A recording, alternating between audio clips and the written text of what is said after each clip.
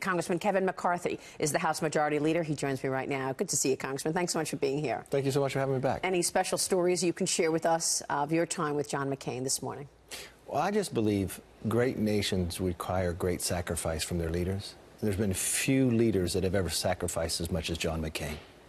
He was fierce, he was loyal, he could work across the other side of the aisle, but he could be the very best person in a battle. I think the very best story is not one that he told, but one that he showed. If you just watched him put his jacket on, he never complained about what he went through, but the pain of putting on a jacket, wow, of raising the hand. It was more than a speech, it showed the sacrifice.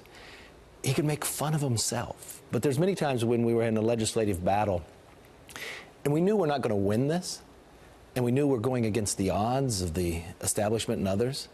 He's the one I'd want to be in the fight with, because he didn't care, and he would never give up.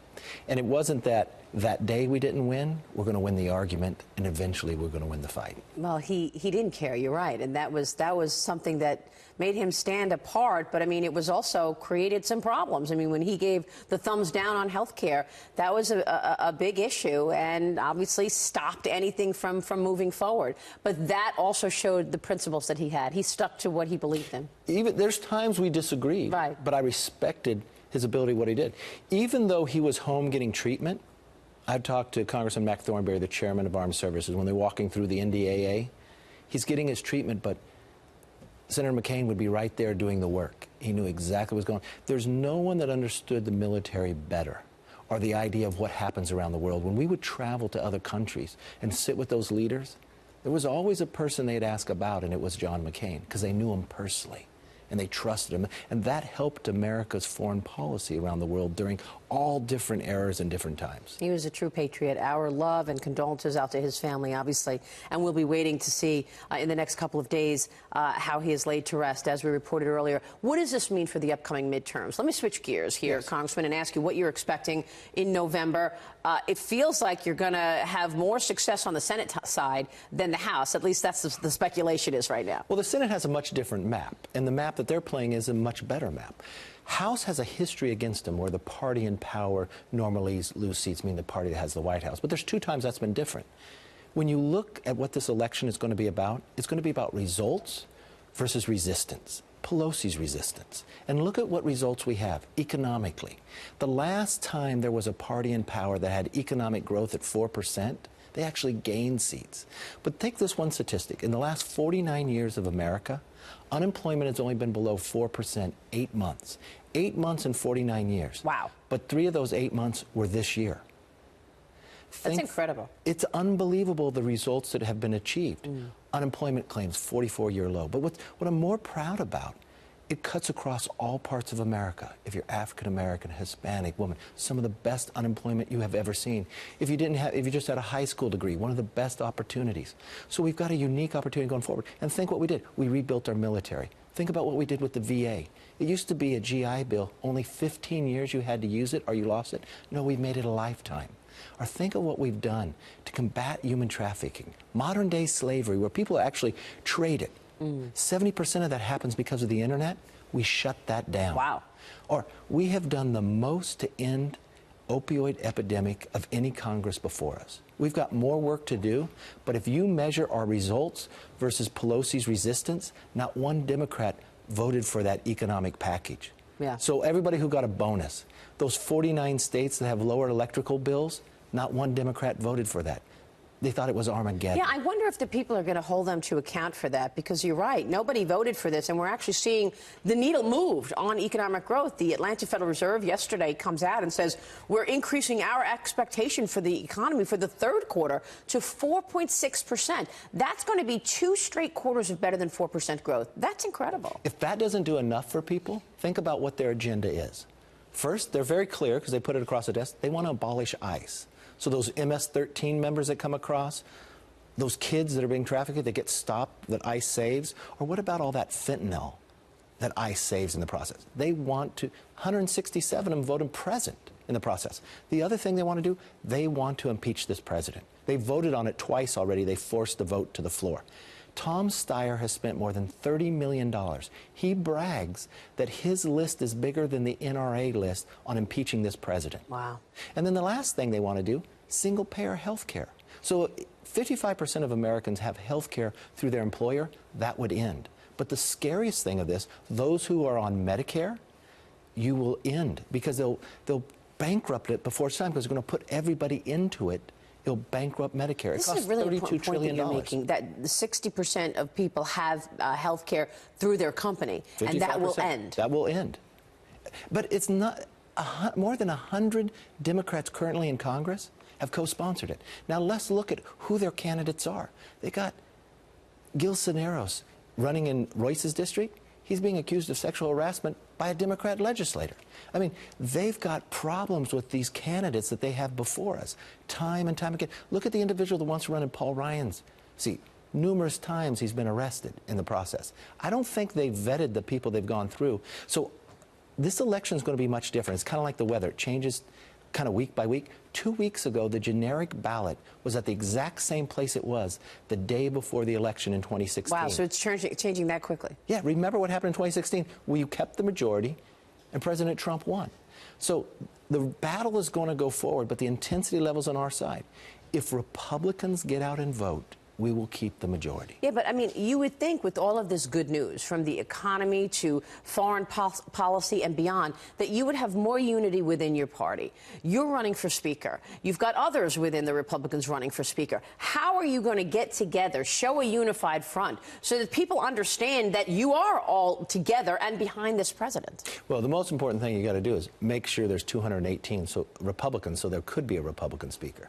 I think what this president has shown, the results that he has gone, the safety that he has created. The world is a safer place. Iran will not have a nuclear weapon today.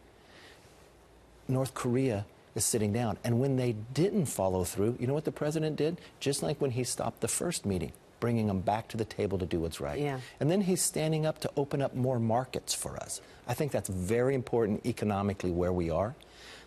If you look back in history, a party that has these much results with an opposition of just resistance, with an idea that they're going to abolish ICE, impeach the president, right. Who wants that much chaos going into the future? Nothing will get done. And they just want to reverse. Nancy Pelosi says she wants to reverse the tax cuts, so you will pay more in the future. She did say that. I was shocked that she would actually admit that. Look, I think the markets are giving this president and the Congress some the benefit of the doubt. Every day. The benefit of the doubt in terms of the trade issues and the tariffs issues. But no doubt that that is an uncertainty out there. Do you expect we will see a deal with Mexico over the near term? I do, and I think it'll be very soon. We'd vote on it on the next Congress. But NAFTA needed a modernization. We needed to open the market up. Remember when this was written in the 90s, and think of what the financial markets have done. Agriculturally, we have to have better markets going through, lowering the tariffs, letting America's products there. That only builds to the future. Remember, the EU has come forward that they want to lower tariffs. South Korea, we renegotiated our trade agreement there. That all leads into where China's talking about in September, sitting down with us. I was just with Secretary Mnuchin this weekend. He's talked about the prospects of going forward. Each agreement we make only makes it stronger for the next. And there's not one place in the world will not agree with us of what China has been doing for the number of years, of stealing intellectual property, of... Right. Of really forcing gaming that the system. transfer of technology, yes. Right? And then enabling Chinese companies to come back and compete with American companies, and we taught them all about it. It's been an unfair trade process for many years. It feels like the U.S. and Canada have really gone at each other. Do you feel that you are going to see Canada follow suit? Let's say, hypothetical, you do get a deal with Mexico in the next week perhaps. Will Canada follow suit and come up with a better NAFTA? I believe so. I believe we're very close. And also remember, we make policy in the world of politics. Remember what politics was going on. Mexico was having a presidential election. So it's very hard for them to make agreement at a time. That election is over, but the new president's not sworn in. First thing this administration did was go down there. As they get this agreement done, we know where Canada is, but what it only makes us stronger, and you're going into a new election next year in Canada, it's beneficial to them to have this all agreed upon this year. All right. I think that's positive, and then that only builds to our negotiations with China. Right. The more we lower, and remember this one thing, it's not America who are raising the prices It's China who raises the tariffs on American products to enter the market. All we're asking for is let's have a level playing field. Let's have a fair agreement. And what will happen, we continue to build on these results, the next century will be America. Welcome back. We are back now with Congressman Kevin McCarthy, the House Majority Leader. And Congressman, you've been tweeting and talking a lot recently about this potential bias, that this censoring of conservatives by social media. You confirmed the other day that Jack Dorsey, the CEO of Twitter, will testify in front of the Energy and Commerce Committee on September 5th. Yes. Tell me what you're expecting. Well, first of all, you got to look at the problem. Social media has become the modern-day town square. 67%, two-thirds of all adults get some of their news from the social media, and it only continues to climb. But look at the stories, what we've found. 2 weeks before the California Republican primary, if you Googled the California Republican Party, they said our ideology wasn't the party of Lincoln or Reagan, it was Nazism. How does that happen? They said it was an algorithm. How does that happen? Well, these algorithms. Then look just what's happened on Facebook and Twitter. Elizabeth Hang, who's running against Jim Costa in California, her parents escaped Cambodia. She has an amazing story to tell. They won't show the video for the same footage that would be on PBS. Or Prager University. It's a nonprofit that talks about conservative subjects. But they had Alan Dershowitz talking about Israel for 5 minutes. They had George Will talking about baseball.